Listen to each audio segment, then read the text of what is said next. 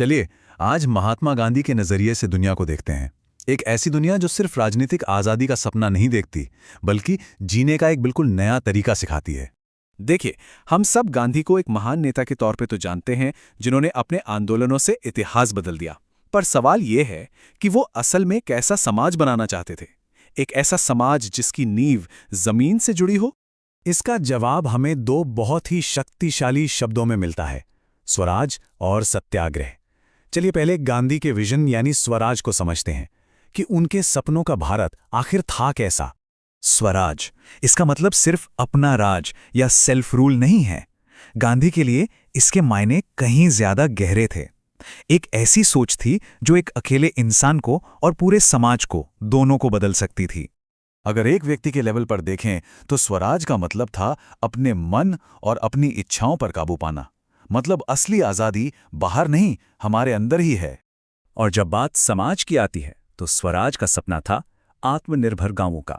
एक ऐसा देश जहां हर गांव अपनी जरूरतें खुद पूरी कर सके और प्रकृति के साथ तालमेल बिठाकर जिए। अब गांधी की सोच का सबसे दिलचस्प पहलू सामने आता है। उन्होंने समाज को एक पिरामिड की तरह नहीं देखा जहां ताकत ऊपर होती है और बोझ नीचे, बल्कि उन्होंने इसे एक सागर की तरह देखा। यहां दोनों मॉडल्स का फर्क बिल्कुल साफ हो जाता है। एक तरफ है पिरामिड वाला सिस्टम जहां सारी ताकत ऊपर कुछ लोगों के पास होती है, और दूसरी तरफ है गांधी का ओशियानिक सर्कल, यानी एक ऐसा गोला जिसके सेंटर में आम इंसान है। तो इस स्वराज में सब कुछ आत्मनिर्भरता और समुदाय की भलाई को ध्यान में रखकर डिजाइन किया गया था, चाहे वो अर्थव्यवस्था हो, शिक्षा हो या फिर शासन करने का तरीका। लेकिन इतना बड़ा और इतना अलग सपना, ये सच कैसे हो सकता था? यहीं पर गांधी का दूसरा शक्तिशाली आइडिया सामने आता है, सत्याग्रह। तो चलिए अब सत्याग्रह की ताकत को समझते हैं। यह सिर्फ एक विरोध करने का तरीका नहीं था, बल्कि समाज में बदलाव लाने का एक पूरा इंजन था। सत्याग्रह, जैसा कि नाम से ही जाहिर है, सत्य के लिए आग्रह। ये बुराई से लड़ने का एक ऐसा तरीका है जिसमें शारीरिक बल नहीं, बल्कि सत्य और प्रेम से पैदा होने वाले आत्मबल यानी सोल फोर्स का इस्तेमाल होता है। हाँ, पर एक बात यहां साफ कर लेना बहुत जरूरी है। सत्याग्रह का मतलब पैसिव रेजिस्टेंस या चुपचाप जुल्म सहना बिल्कुल नहीं है। ये एक बहुत ही एक्टिव फोर्स है जो पैसिव रेजिस्टेंस से एकदम अलग है। इन दोनों के बीच का फर्क देखिए कितना बड़ा है। सत्याग्रह एक मजबूत इंसान का हथियार है जिसकी नींव प्यार और आत्मबल पर टिकी है।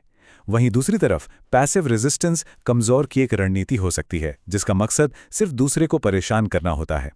एक सत्याग्रही बनने के लिए बहुत कड़े अनुशासन की जरूरत थी। ये आत्म सुधार से शुरू होकर सही समय पर सही कदम उठाने तक का एक पूरा सफर था। तो अब हमारे पास स्वराज का सपना है और उसे पाने के लिए सत्याग्रह का रास्ता भी। लेकिन सवाल वही है, क्या ये एक आदर्शवादी का सपना भर था? क्या ये कभी हकीकत बन सकता था? और कमाल की बात यह है कि गांधी खुद इस बात को जानते थे। वो मानते थे कि उनका ये सपना शेख चिल्ली के सपने जैसा है, जिसे असलियत में बदलना बहुत मुश्किल है। वो जानते थे कि पूंजीवाद और औद्योगिकरण की दुनिया में सादगी की बात करना एक बड़ी चुनौती है। फिर भी उन्होंने हिम्मत नहीं हारी।